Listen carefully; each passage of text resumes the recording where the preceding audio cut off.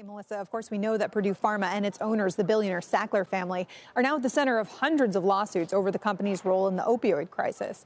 But one lawsuit, already settled for $24 million, is now yielding new information to the public about the involvement of Richard Sackler, who served as chairman and president of Purdue. Now, these documents have been unsealed after a lawsuit from health and medicine publication Stat News. They show that a pharmacy benefit manager as early as 1997 flagged the abuse potential for Purdue's pain drugs. In an email chain, Sackler suggests, quote, addiction may be a convenient way for the PBMs to just say no.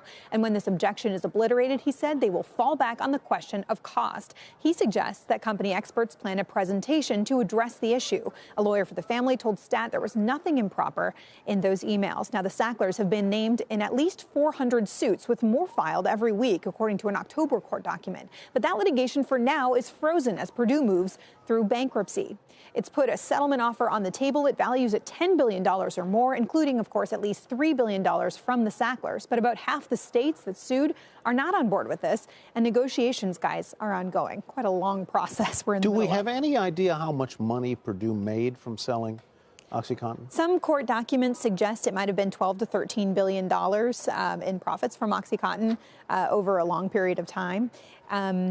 Various suits have sought more information from the Sackler family themselves to try to figure out where the money from Purdue has gone. But right now, all that's frozen as the bankruptcy proceeds and the sides try to come together on an agreement. Is it possible that as some of these court cases get resolved, that these documents become unsealed and they play a role in future court cases? It's possible, although if this gets resolved under this framework that's on the table now, the goal is for that to take care of all future litigation. So from the states, from the cities, from the Department of Justice, those are all contingencies upon accepting this.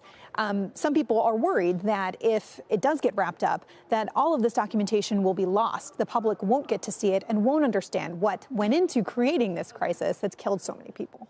And is it possible that the states that object can opt to not be part of that global settlement? And so there's sort of a two-forked sort of way of settling all of this?